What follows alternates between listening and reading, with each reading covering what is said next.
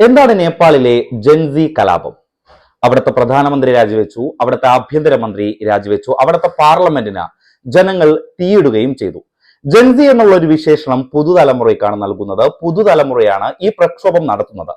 ഈ പ്രക്ഷോഭത്തിന് പിന്നിൽ ഒരുപാട് കാരണങ്ങളുണ്ടെങ്കിലും പ്രധാനപ്പെട്ട കാരണം എന്ന് പറയുന്നത് നേപ്പാളിലെ സോഷ്യൽ മീഡിയയുടെ നിരോധനമാണ്.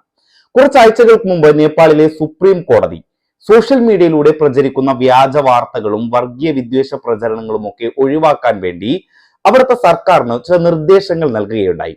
ഈ നിർദ്ദേശത്തിന്റെ അടിസ്ഥാനത്തിൽ അവിടുത്തെ സർക്കാർ എല്ലാ സോഷ്യൽ മീഡിയ പ്ലാറ്റ്ഫോമുകളോടും തങ്ങളുടെ രാജ്യത്ത് രജിസ്റ്റർ ചെയ്യാൻ ആവശ്യപ്പെട്ടു.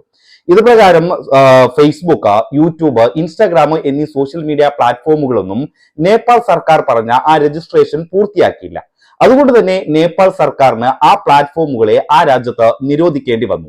ടിക്ടോക്ക് പോലുള്ള കുറച്ച് ആപ്പുകൾ മാത്രമാണ് രജിസ്റ്റർ ചെയ്തത്. രജിസ്റ്റർ ചെയ്യാത്ത ഫേസ്ബുക്ക്, യൂട്യൂബ്, ഇൻസ്റ്റാഗ്രാം പോലുള്ള ആപ്പുകളെ നേപ്പാൾ ഭരണകൂടം അല്ലെങ്കിൽ നേപ്പാൾ സർക്കാർ നിരോധിച്ചതോടുകൂടിയാണ് നേപ്പാളിൽ ഇത്തരത്തിൽ ജൻസി കലാപം നടന്നത്. അതായത് അവർക്ക് സോഷ്യൽ മീഡിയ ഉപയോഗിക്കാൻ കഴിയാത്ത ഒരു സാഹചര്യം ഉണ്ടാവുകയും ആ സാഹചര്യം അവരെ വലിയ രീതിയിലുള്ള പ്രക്ഷോഭത്തിലേക്ക് നയിക്കുകയും ആ പ്രക്ഷോഭത്തിന്റെ കാരണമായി അവിടുത്തെ പ്രധാനമന്ത്രി അടക്കം രാജിവെക്കുകയും ചെയ്തു. ഇതാണ് നേപ്പാളിലെ ജൻസി കലാപത്തെ പറ്റി വളരെ ചുരുക്കമായി പറഞ്ഞു തരാൻ പറ്റുന്ന ഒരു വിശദീകരണം.